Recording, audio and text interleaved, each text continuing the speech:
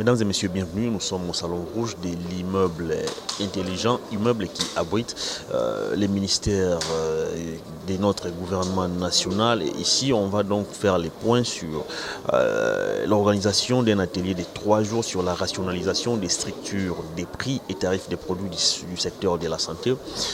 Un point de presse qui va connaître la participation du directeur des cabinets du ministre de l'économie ainsi que des délégués ou représentants d'autres ministères, notamment ceux du ministère de la Santé. Et ici, il sera question de faire les points sur la rationalisation des prix au niveau du secteur de la santé. Alors sans plus tarder, je vous laisse suivre cet élément et je vous retrouve tout juste après. À l'époque, a perdu son représenté et petit à petit en servant l'orchestre. Je sais bien qu'il s'agit d'envoyer et nous aurons déjà ici le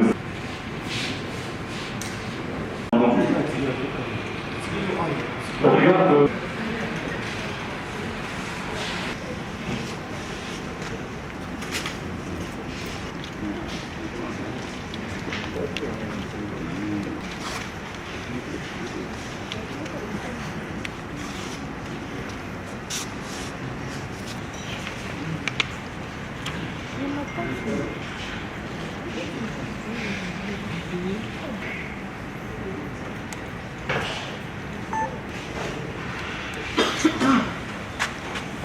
Monsieur le directeur du cabinet de Tournatal.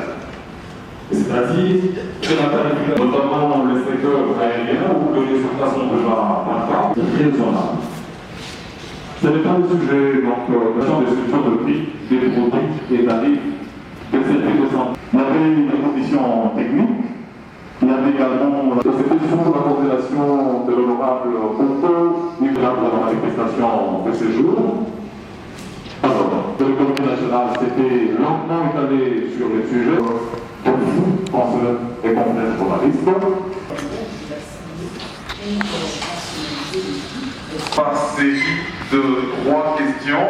Merci d'être venu, d'avoir répondu à l'invitation qui vous a été adressée pour la séance de ce jour. Son Excellence, Monsieur le ministre de l'Économie nationale, m'a aussi demandé de vous remercier pour votre participation à la séance d'hier, mardi 30 novembre 2021, réservée ou dédiée au briefing en rapport avec le grand événement qui va être inauguré le 7 décembre relativement à son activité sur l'économie de la santé. Il a profité de cette circonstance pour vous donner sa vision et le sens du travail qu'il est en train de mettre en œuvre sur cette thématique. Et il m'a demandé de vous prier de bien vouloir continuer à accompagner ce processus jusqu'à la fin de la série d'ateliers qui vont être organisés avec l'aide des partenaires du ministère de l'Économie nationale et de celui de la santé, hygiène et prévention, de sorte que l'opinion soit correctement informée, comme il vous l'a dit hier, sur les objectifs et les résultats attendus de ces travaux. C'est donc ce mot de bienvenue et de remerciement de son Excellence, Monsieur le ministre de l'Économie nationale, qu'il m'a été donné de vous transmettre ce jour. En ce qui concerne le ministère, ce qui devait vous être procuré comme information sur les objectifs visés et les résultats attendus a été fait hier. Et donc aujourd'hui, nous allons passer la parole ou laisser la parole aux partenaires qui nous accompagnent dans ce travail-là, afin qu'ils puissent vous édifier davantage, comme cela vient d'être dit tout à l'heure par le modérateur, sur le contenu même des ateliers qui vont être lancés ou inaugurés en date du mardi 7 décembre 2021. Et je le rappelle, sous le haut patronage de son Excellence Félix-Antoine Tshisekedi Tshilombo, président de la République, chef de l'État, qui, nous espérons, honorera de sa présence physique cette cérémonie du 7 décembre parce que son Excellence, Monsieur le ministre de l'Économie nationale, est en train de s'activer pour obtenir que l'agenda du chef puisse lui permettre d'être avec nous à ses assises, dans la mesure où il s'agit de sa vision dans le secteur de la santé que le ministère de l'Économie nationale, en collaboration avec celui de la santé, hygiène et prévention, sont en train de s'activer pour sa mise en œuvre. Je vous remercie donc d'être venu et je remets la parole à Monsieur le modérateur, Monsieur Dominique Dinanga, pour qu'il puisse continuer à nous guider. Merci beaucoup. De ce qui s'est passé, du déroulement des préparatifs des travaux qui concernent la rationalisation des structures de prix et tarifs des produits et services de santé. Ce processus a commencé par l'allocution du chef de l'État qu'il a tenue à Goma dans le sens de fixer les nouveaux caps qui concernaient la sécurité et la santé. C'est dans cet ordre d'idée que le ministre de l'Économie nationale s'est posé beaucoup de questions sur ce que lui devait faire en tant que ministre de l'Économie.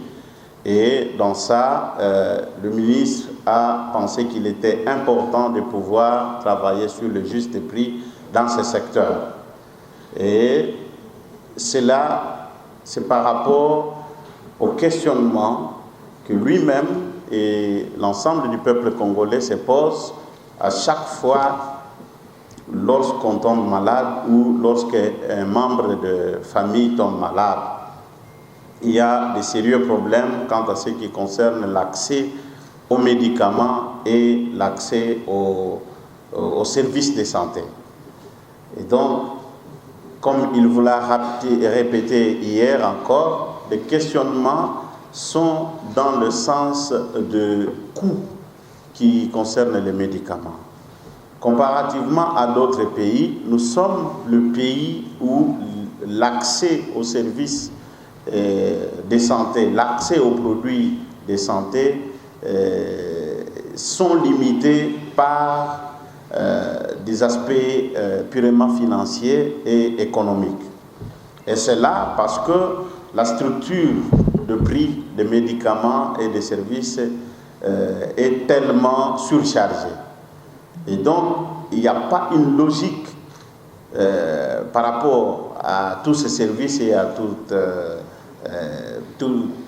les structures de produits et de services qui font en sorte que ça crée une certaine insécurité au niveau de la population. Et donc, les travaux de rationalisation des structures des prix a pour objectif de pouvoir scruter les éléments qui composent les structures de prix et voir comment les rationaliser, mais aussi les appréhender de telle manière qu'on puisse arriver à stabiliser ces structures de prix, de telle manière qu'on ait une certaine stabilité quant à ce qui concerne le prix, comme dans tous les autres pays où il y a l'uniformisation des prix, que ce soit des médicaments, que ce soit des services de santé. Donc, nous sommes le seul pays où il y a un taux de perception de taxes très élevé comparativement à d'autres pays. Si vous prenez par exemple le Rwanda, comme vous le savez, un produit qui arrive ici chez nous, qui quitte par exemple l'Inde ou la Belgique, qui quitte à $100, les coûts CIF, il arrive au Rwanda à $100 et le Rwanda va le vendre, ou la population rwandaise va l'utiliser à $102. Tout au plus à $105. Et le même produit qui quitte la France ou la Belgique ou l'Inde avec un coût CIF, ça veut dire c'est le prix d'achat plus le prix des transports et puis l'assurance, il arrive au Congo-Brazza, la population du Congo-Brazza va l'utiliser, il va l'acheter à 109 $. Le même produit, s'il quitte les pays de fabrication ou d'approvisionnement à 100 $ dans les pays de la région, il ne dépasse pas en général les 10 $, de plus. Mais si ce même produit arrive ici chez nous, s'il a été acheté en Inde ou en France, il arrive ici chez nous, ce produit-là, on va l'acheter à plus de 160 $ et parfois même à 200 $. Et donc, c'est cette situation qui choque tout le monde. Ce qui fait que la plupart de nos populations n'accèdent plus aux services de santé, n'accèdent plus aux médicaments.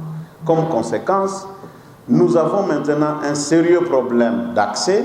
40% à peu près des populations peuvent facilement aller à l'hôpital et les autres préfèrent rester à la maison ou recourir à des pratiques que vous connaissez, c'est la médecine traditionnelle, c'est les prières, ou parfois rester à la maison, attendre la mort.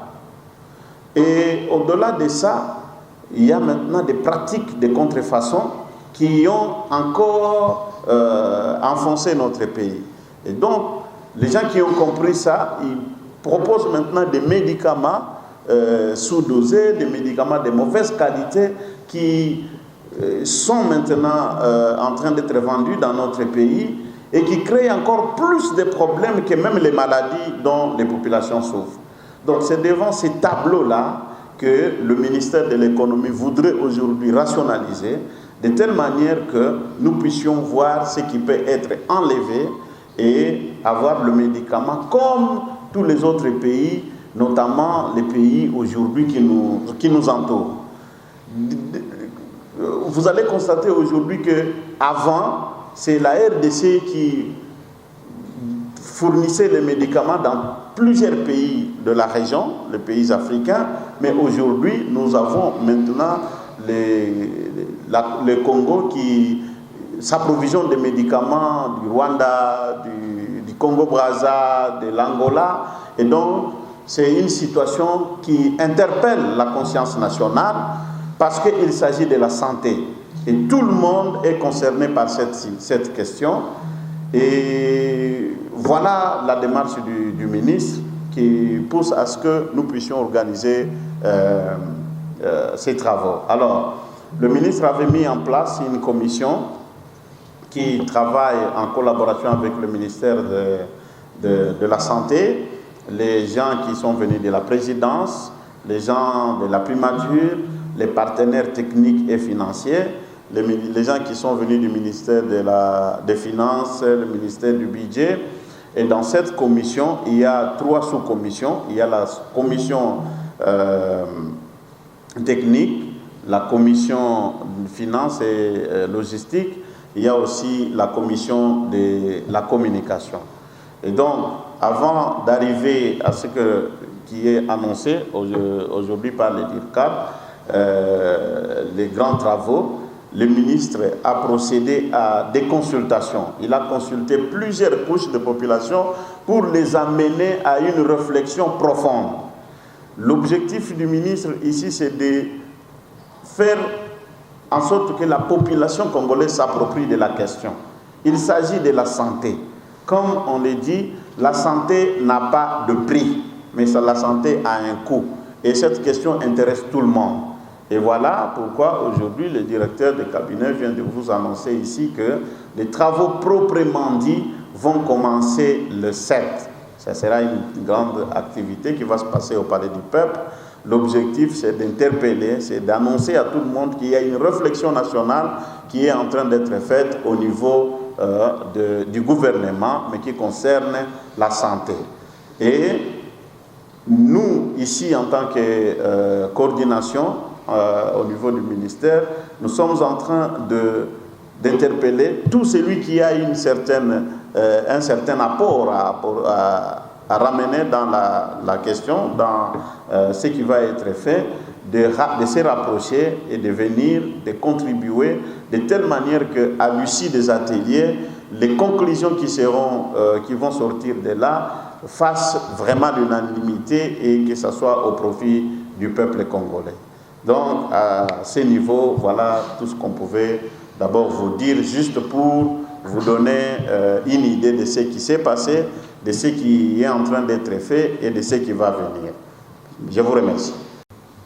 Dans les produits de santé, et nous, Sanru, en tant que partenaire du gouvernement, de manière générale, et du ministère de la Santé de manière particulière, nous avons adhéré à cette façon de voir les choses et nous allons vous faire part au fait d'une expérience que nous sommes en train de mener, de plaidoyer dans la réduction au fait de tarifs et des taxes par rapport aux produits de santé. Et cela témoignera encore une fois de plus du partenariat public-privé qui œuvre pour la couverture santé universelle. Mais nous voulons commencer d'abord par un constat qui a été fait chez nous dans les pays. Je crois que l'honorable est revenu sur ça de manière un peu plus générale, mais nous allons un peu plus être plus particuliers. Nous avons pris deux causes de mortalité, des consultations fréquentes chez nous au pays. En termes de symptômes, ce sont en fait la fièvre et c'est la diarrhée. Ce sont des symptômes qui frappent plus les enfants, évidemment. Et l'enquête mixte qui a été menée en 2017 nous a montré que quand nous prenons la recherche de soins par rapport à la diarrhée et par rapport au paludisme, dans les deux secteurs de santé, à savoir le secteur public et le secteur privé, par rapport à la recherche de soins, on remarque qu'il y a beaucoup plus de demandes ou de recherches de soins dans le secteur privé.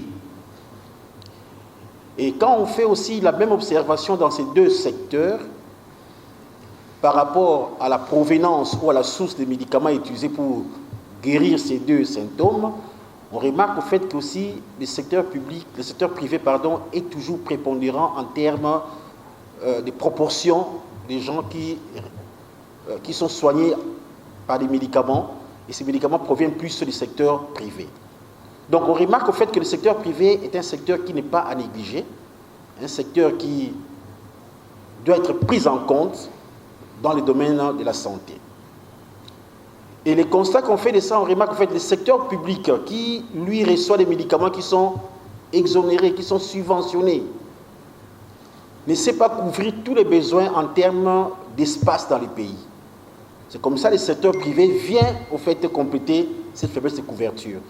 Mais malheureusement, les patients qui consultent dans ces secteurs-là privés sont un peu exclus de cette exonération. Deuxièmement, les patients qui consultent dans le secteur privé sont victimes au fait des coûts exagérés des médicaments parce qu'eux payent des médicaments non subventionnés, ils les payent au comptant, comme on dit en français. Ces deux constats ayant été faits chez nous, donc ça stigmatise encore une fois de plus le problème d'accessibilité aux soins et la disponibilité de soins par la plupart des populations, n'a pas laissé indifférent les autorités internationales et nationales. C'est comme ça qu'en 2000, dans la région africaine, l'OMS et Rollback Malaria ont regroupé plusieurs pays et ont fait une déclaration nommée Déclaration d'Abuja, où la RDC, avec 42 autres pays, ont fait la déclaration de pouvoir supprimer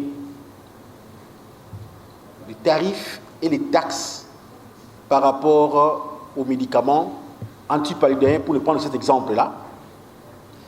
Tout ça parce que ces médicaments, en fait, limitent l'accessibilité des populations aux soins et aux médicaments de qualité. Donc ça, c'était un pas très important parce que les pays se sont engagés à travers leurs chefs de gouvernement pour pouvoir prendre cette résolution, de pouvoir supprimer les tarifs et les taxes des antipaludéens pour améliorer l'accessibilité de leur population aux différents soins.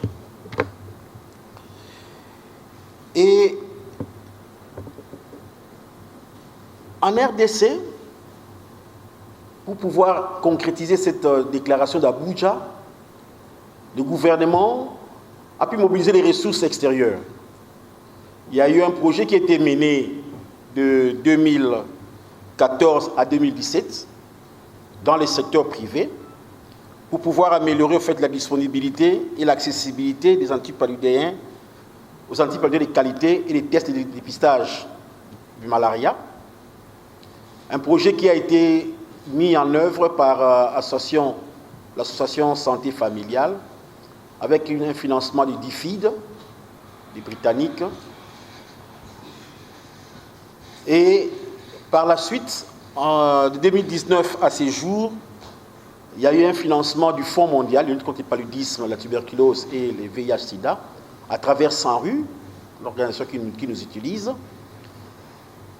a mis en œuvre un même projet qui a ciblé les secteurs privés, et c'est là en RDC à travers 7 grandes villes, à savoir la ville de Kinshasa, la ville de Matadi, la ville de Kikwit, la ville de Kindu, la ville de Chopo et la ville de Goma. Ces projets, comme je le disais tout à l'heure, ont voulu améliorer la disponibilité et l'accessibilité aux antipaludéens de qualité et des tests de diagnostic rapide. Ces projets qui s'est mené dans ces 7 grandes villes dont j'ai parlé tout à l'heure, mais qui a été mis en œuvre avec une forte participation des structures étatiques, notamment le ministère de la Santé, à travers son organe technique, qui est la direction des pharmacies et des médicaments, avec qui ils ont travaillé, c'est-à-dire avec SANRU, pour faire une revue documentaire des structures des prix dans les pays. Je crois que l'honorable est revenu sur les différents exemples de médicaments achetés en Inde à un coût et qui sont vendus dans d'autres pays à des coûts relativement maintenus, le même coût pratiquement que le coût d'achat aux Indes, mais qui chez nous au pays, les coûts sont doublés, voire triplés à cause au fait des taxes qui nous sont imposées. Et SANRU ne s'est pas arrêté là avec le ministère de la Santé, mais il est parti même jusqu'au niveau de l'Assemblée nationale, à travers évidemment les honorables dont l'honorable Coco représente la commission ici, où il y a eu 2 grands résultats qui ont été obtenus. Le premier, c'est qu'il y a eu un accord au niveau de l'Assemblée nationale pour pouvoir supprimer les taxes et enfin rendre accessibles les médicaments. Il y a eu cet accord de principe qui a été fait et l'accord disait que ça devait aller par palier. Et un second résultat, c'était au fait qu'il y a eu un accord de principe qui a été retenu au niveau de l'Assemblée où on s'est proposé de faire une réduction à 9%. Et rassurez-vous, avec cette réduction à 9%, je vais vous donner un exemple. Admettons un médicament qui est acheté aux Indes à $10. Si on applique cette réduction de 9%, le médicament sera vendu à Kinshasa ici à $10. 10,5 je crois. Donc vous voyez qu'au fait, la structure des prix, nous allons commencer à rejoindre les pays voisins à la RDC et les autres pays d'Afrique australe, où le coût ne sont pas très différents du coût d'acquisition CIFRE dont a parlé l'honorable tout à l'heure. Mais en attendant qu'on y arrive, actuellement à ces jours, SANRU avec le projet qu'il met en œuvre dans les 7 grandes villes, avec la subvention du Fonds mondial, arrive à appliquer une subvention de 105% du coût d'achat. Ce qui fait qu'un produit antipaludien qui est acheté aux Indes à $10 est vendu à Kinshasa à $15 encore. Donc il y a encore des efforts à faire, pour qu'on puisse la réduire encore à travers la réduction dont le principe a été retenu au niveau de l'Assemblée nationale.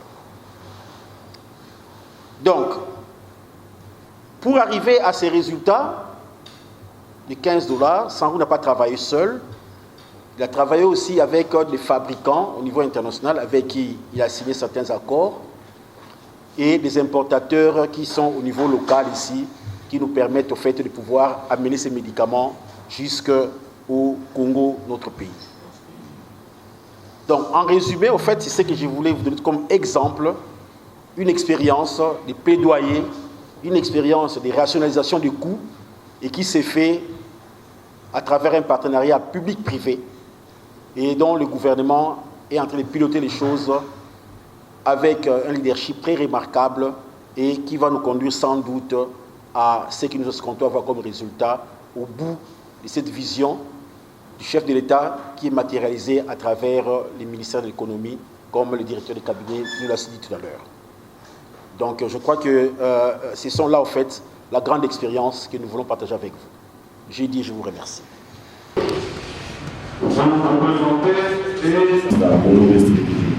Ma question s'adresse au directeur de cabinet du ministre de l'économie.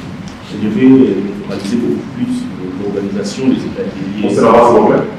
Je devais me focaliser sur l'organisation des états des lieux. Monsieur le directeur de cabinet, vous le savez peut-être mieux que moi, dans ces pays, nous avons des lois qui régulent la vie dans tous les secteurs. Et pour parler de l'économie, nous avons des lois qui déterminent les prix des biens, produits et services dans pratiquement tous les secteurs. Alors dites-nous en quoi l'organisation des états des lieux peut-elle apporter des solutions en ce qui concerne la régulation des prix là où des lois qui existent déjà souffrent d'application. Si sa question est difficile. Et ces questions sont assez délicates dans la mesure où elle me met dans la situation, où elle met le ministère de l'économie dans la situation d'une maman qui vient de donner vie à son bébé et à qui on demande quelle garantie vous pouvez nous donner que ce bébé grandira jusqu'à son vieil âge. Je dis ça parce que les différents programmes qui sont mis en œuvre par le ministère de l'économie nationale ont vocation à grandir. C'est-à-dire qu'il ne s'agit pas des bébés qui naissent grands et qui commencent déjà à marcher, comme on peut le voir, n'est-ce pas, au cinéma ou ailleurs. Il s'agit d'une grande thématique, la rationalisation des prix, des biens et services, dans tous les secteurs. C'est la loi qui donne compétence à un ministre de l'économie nationale de vérifier si les prix qui sont pratiqués sur le marché sont conformes à la législation et à la réglementation. Et lorsque ce n'est pas le cas, de faire en sorte de rationaliser les structures des prix pour en extirper les éléments qui alourdissent indûment les structures des prix et rentrer au prix juste. C'est ce qui a été communiqué tout à l'heure par l'honorable Coco dans son intervention. Et donc, par rapport à cela, le premier mérite, c'est de commencer. C'est de commencer. Maintenant, chaque secteur a ses spécificités. Et comme vous l'avez compris entre les lignes, sans vider ici ce qui va se discuter dans les ateliers, celui qui parle de la question des prix parle de la question des gains, des bénéfices. Et qui dit bénéfice, dit tentation à les exagérer. C'est-à-dire, le réflexe normal de toute personne, de tout homme économique, c'est de gagner le plus possible. De sorte que si l'État, qui est le pouvoir régulateur, laisse faire, on aboutit à ce qu'on appelle un libéralisme sauvage qui ne tient plus compte des intérêts des consommateurs ou des usagers, mais qui ne tient compte que du seul appât au gain des opérateurs économiques et autres acteurs de chacun de ces secteurs. Et donc, dans le cas d'espèce, l'un des mérites du gouvernement, c'est d'avoir écouté le ministre de l'économie dans son ambition et d'avoir accepté d'accompagner ce programme consistant à rationaliser dans tous les secteurs les structures des prix des biens et des services. Et donc, secteur par secteur, comme vous le savez, les choses ne peuvent pas évoluer au même rythme. Vous voyez? Parce que chaque secteur a ses spécificités. En ce qui concerne le secteur précis de la santé ou de l'économie de la santé, dans lequel s'engage maintenant le gouvernement à travers le ministère de l'économie nationale, assisté par celui de la santé, eh bien, vous pouvez constater que rien ne se faisait jusque-là dans cet angle-là, c'est-à-dire celui de la rationalisation des prix. Et chaque fois que le ministre prend la parole, il dit que lui est étonné de voir que même le peuple, même les usagers des services de santé, ne s'étonnent pas du fait que pour un même acte, c'est-à-dire un acte médical, une consultation médicale, eh bien, cet acte-là est tarifé de manière différente selon l'institution de santé qui est approchée, et parfois les écarts sont inexplicables. Il a l'habitude de donner des chiffres. On peut passer comme ça d'une fiche de consultation payée à 7 dollars à peu près, 15 000 francs à peu près, à une même fiche de consultation payée à 30 dollars dans d'autres institutions.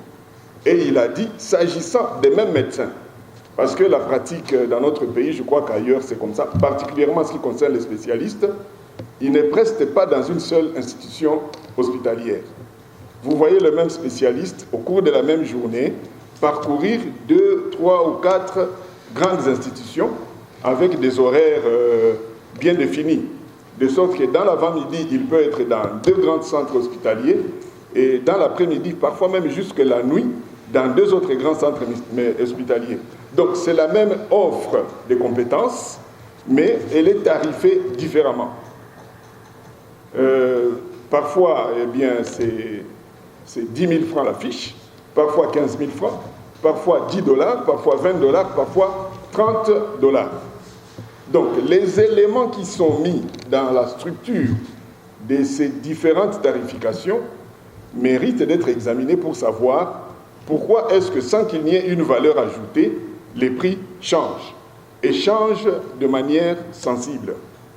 C'est à ce genre de préoccupation que l'atelier ou les ateliers qui vont être organisés sont appelés à apporter des éléments concrets, mais aussi à identifier des leviers sur lesquels le gouvernement, à travers tous ces départements, peut agir pour ramener les choses dans la rationalité. C'est-à-dire pour faire en sorte que, s'il s'agit, par exemple, des coûts liés à la, je sais pas moi, à la maintenance ou l'investissement qui a été fait pour créer la structure de santé, on puisse voir dans quelle mesure leur amortissement, lorsqu'il est incorporé dans la structure des prix, ne soit pas exagéré. Et l'expérience a démontré, en tout cas en ce qui concerne le secteur de l'aviation et des produits surgelés dont vous parlez, que souvent, il y a des éléments qui ne méritent pas d'être mis dans le calcul du prix de revient, qui y sont quand même placés par les opérateurs économiques au nom ou obéissant à cette tentation à faire chaque fois plus de profit, alors qu'il y a une réglementation qui limite la marge bénéficiaire à laquelle peut prétendre chaque opérateur économique dans chaque secteur. Et donc la réponse à la question, c'est de dire, qu'est-ce qui vous fait penser que, pour ce qui est du secteur de la santé, vous allez aboutir à des résultats palpables? Je reviens à l'image que j'ai donnée de la maman avec son bébé. Eh bien, il vous répondrait ici que c'est parce qu'à son chevet, j'ai appelé les meilleurs spécialistes. C'est la même chose en ce qui concerne la thématique de l'économie de la santé. C'est parce qu'au chevet de cette problématique, eh bien, toutes les institutions, les grandes institutions privées et étatiques qui œuvrent sur cette thématique de la santé sont au chevet de ce bébé qui est en train de naître. La preuve, vous voyez déjà autour de cette table les étiquettes qui sont là. Nous avons les organisations internationales, nous avons les partenaires techniques et financiers, nous avons tous les services du ministère de la Santé, etc., qui sont parties prenantes. Et son Excellence, Monsieur le ministre, communiquait hier en disant que même certaines missions diplomatiques, ayant appris que cette activité est en train d'être organisée, ont souhaité être invitées. Il a dit clairement, il y a l'Union européenne, par exemple, qui a manifesté la volonté d'être invitée parce qu'elle estime qu'elle peut apporter du sien, n'est-ce pas, à la réalisation de ces objectifs qui, en soi, paraissent nobles. La couverture santé universelle. Comme vous savez, aujourd'hui, le monde est devenu un village, comme on dit, et donc la question de la santé ne peut plus être examinée au niveau micro. Parce que les problèmes de santé qui se passent au Congo, en RDC, peuvent impacter, n'est-ce pas, des pays qui sont au loin. Ne fût-ce que par la question de l'immigration. Il y a des gens qui en arrivent à des situations de désespoir parce qu'ils ne sont pas correctement pris en charge dans plusieurs domaines, et qui en arrivent au point où ils décident finalement d'aller chercher ce qu'ils ne trouvent pas dans leur pays, d'aller le chercher ailleurs. Et ceci alimente, par exemple, un phénomène comme l'immigration avec toutes les conséquences qu'il y a. Et donc, s'il est possible d'aider les différents États à arriver à résoudre un certain nombre de problèmes fondamentaux, n'est-ce pas, qui se posent à leur population, on constate de plus en plus que la communauté internationale n'hésite pas.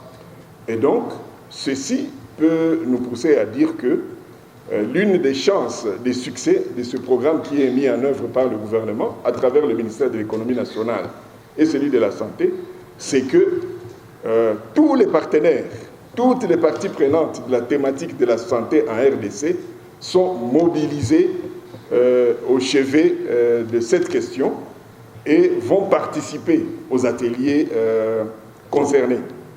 Et donc ça, c'est un motif donc d'espoir qui peut nous permettre de dire oui, on peut réussir parce que ça semble être une démarche collective.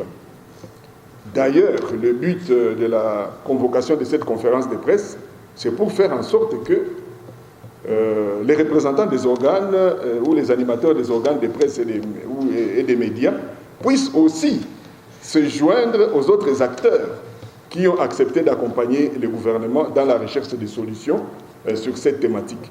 Donc, si en plus on peut avoir les faiseurs d'opinion que vous êtes avec nous, eh bien ça augmente davantage les chances de succès de ce programme ici. Et il y a donc lieu d'espérer qu'effectivement le bébé va grandir parce qu'il y a tellement de spécialistes à son chevet. C'est la réponse que je peux amener sous réserve d'être donc complétée. Alors, en ce qui concerne, vous remarquerez que j'ai volontairement évité de parler des chinchards. Hein. C'est parce que le modérateur nous a dit attention qu'on ne tombe pas dans ce piège-là. Mais sinon, je peux vous dire aussi que ce bébé va grandir. N'est-ce pas? Parce qu'on l'a vu déjà à travers les médias faire un premier pas. Sauf si vous ne suivez pas vos propres médias. Bien. En ce qui concerne l'autre question qui nous a été posée, c'est sur le fait qu'il existe des lois déjà dans tous les secteurs, notamment dans le secteur de la santé. Et finalement, on peut bien se demander qu'est-ce que ces ateliers vont apporter de neuf, dans la mesure où souvent il y a une surréglementation, si j'ai bien compris la question, dans tous les secteurs. Il y a des lois et donc il suffit de les mettre en œuvre. En principe, on obtient les résultats. Mais bon, les lois sont là, elles ne sont peut-être pas appliquées et on fait des ateliers. Bon, c'est pour aboutir à quoi? Encore une fois, je vais dire que c'est une des démarches qui est faite à travers ces ateliers-là. Dans les travaux préparatoires, je parle sous le contrôle de l'honorable Koukou, il y a 3 commissions qui avaient été constituées, une consacrée aux questions techniques, une autre aux questions financières et une troisième à la communication. Alors, pour ce qui concerne la commission technique, il y a un sous-groupe ou une sous-catégorie de cette commission. Monsieur le directeur, merci d'être là. Et donc, un sous-groupe de cette commission qui s'est occupé de la sous-thématique revue documentaire. C'est-à-dire quoi? C'est-à-dire, ces experts se sont penchés sur comment collecter, n'est-ce pas, tous les textes, documents, textes de loi, études, etc., qui peuvent avoir été publiés sur cette thématique. Et je prends ici en particulier les textes.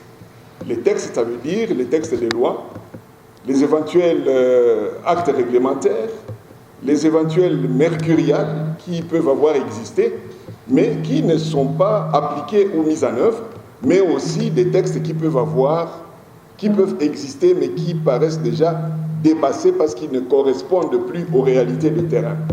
Alors, tout ça va être listé, et pour ceux qui, je suppose, j'anticipe sur les ateliers, pour ceux de ces textes qui souffrent d'une application, eh bien, des recommandations vont être faites pour faire en sorte qu'on les applique, afin d'obtenir les résultats attendus.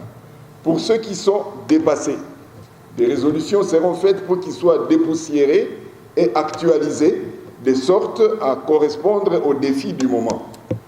Et pour les secteurs où il y a des lacunes, où il n'existe pas de réglementation, où il fallait que la réglementation soit élaborée et mise en œuvre, je suppose que les ateliers aboutiront à ces résolutions-là, dans la mesure où il est prévu, lors des ateliers finaux, et particulièrement le jour de l'atelier final, que ceux des textes qui manquaient ou qui devaient être actualisés et qui méritent d'être signés soient signés au cours de cette journée finale. Donc cette journée finale comportera aussi une petite séquence de signature des textes qui méritaient soit d'être créés, soit d'être actualisés. Et donc, les autorités compétentes pour les signer seront identifiées et on les invitera, pour être concret, et là je reviens un tout petit peu à la question qui a été posée à l'honorable Coco, quand on a demandé pourquoi la RDC est devenue importatrice, n'est-ce pas, alors que c'est elle qui fournissait à d'autres pays, par exemple, des produits. Et dans sa réponse, il a relevé le fait que les premières analyses ont constaté qu'il y avait des prélèvements publics en termes de taxes et autres impôts qui étaient prélevés et qui alourdissaient les structures des prix des produits. Donc la partie étatique aussi a des responsabilités. Et donc, par exemple, je prends un exemple, les experts, je parle maintenant sous le contrôle du directeur d'EPEN, on dit par exemple que chez nous ici, dans les premières analyses, les ateliers vont approfondir, chez nous en RDC, la TVA est fixe et uniforme et elle frappe tous les produits de la même façon. Donc ça veut dire 16%. Que vous achetiez une Mercedes, que vous achetiez une montre, que vous achetiez des haricots en les faisant venir par importation, eh bien, à la douane, ils seront frappés d'un taux unique de 16%. Donc, vous voyez, si les ateliers aboutissaient, par exemple, à la conclusion qu'il faut nécessairement que pour faciliter l'accès pour tous à la santé, l'État congolais puisse faire des sacrifices et moduler sa TVA de sorte à la réduire pour qu'elle impacte moins les structures des prix, eh bien, dans ce cas-là, les ateliers vont identifier l'autorité ou les autorités qui ont compétence pour suspendre ou réduire la TVA ou même la supprimer. Et ces autorités-là pourront être éventuellement, si les choses se passent comme on l'espère, appelées à signer séance tenante le texte qui va permettre, par exemple, de réduire ou de supprimer ce prélèvement. Et ça serait un des résultats, par exemple, de l'atelier. Et il y a de nombreux textes comme ça et de nombreuses autorités compétentes qui peuvent être invitées à signer de tels textes de sorte à atteindre l'objectif qui consiste à rendre les produits pharmaceutiques accessibles au plus grand nombre. Donc, voilà un peu un exemple. Je ne sais pas si les ateliers aboutiront à ça, parce qu'il faudra faire accepter à l'État le sacrifice qui consiste à effectuer ce qu'on appelle cette dépense fiscale, c'est-à-dire la rénonciation à des prélèvements pour pouvoir financer un secteur. Et si ça aboutit, eh bien on identifiera l'autorité qui peut le faire et on l'invitera à venir signer l'acte correspondant au dernier jour des ateliers. Donc voilà comment est-ce qu'on espère rencontrer cette préoccupation, c'est-à-dire qu'est-ce qui va changer cette fois-ci pour qu'on obtienne les résultats. Ce qui va changer, c'est la démarche. Ce qu'on a oublié d'appliquer, on va les remettre en selle pour que ce soit appliqué. Là où il y a un vide juridique notamment, on va faire en sorte qu'il y ait ce texte-là pour qu'il soit appliqué. Et là où il y a des mécanismes qui concouraient, n'est-ce pas, à la réduction des prix des produits pharmaceutiques et des services de santé, eh bien, on va faire en sorte qu'on puisse, par une résolution des ateliers, recommander que ces mécanismes soient réveillés. On a parlé par exemple, dans les travaux préparatoires, moi j'ai capté comme ça auprès des experts, on a parlé d'un mécanisme que constituait le fait d'avoir un grand dépôt pharmaceutique central, n'est-ce pas, qui centralise toutes les importations en matière de médicaments. Nous avons entendu parler du fait que la production locale de médicaments, monsieur le directeur, constitue aussi un levier. Alors on verra un peu qu'est-ce que les ateliers vont recommander par rapport à ça. Et la responsabilité du ministère de l'économie nationale et de celui de la santé, c'est de veiller après les ateliers à ce que toutes les résolutions soient mises en œuvre. Et si c'est le cas, avec l'aide du gouvernement, eh bien, on peut espérer aboutir au résultat. Pour revenir encore à la question qui disait comment pouvez-vous être sûr que ça va se réaliser? C'est parce que nous avons vraiment tous les spécialistes autour de l'enfant. Je ne sais pas, d'ailleurs, il y en a un qui vient de tomber dans la salle ici, le directeur de la DPM. Si vous avez 2 heures à lui consacrer, vous sortirez d'ici docteur en pharmacie. Vous voyez, donc on a des gens sur qui on peut compter et on espère vraiment en tant que ministère, en tant que gouvernement, que la présence de toutes ces bonnes volontés va nous aider à aboutir. Voilà un peu ce que je pouvais dire à ce sujet, monsieur le modérateur.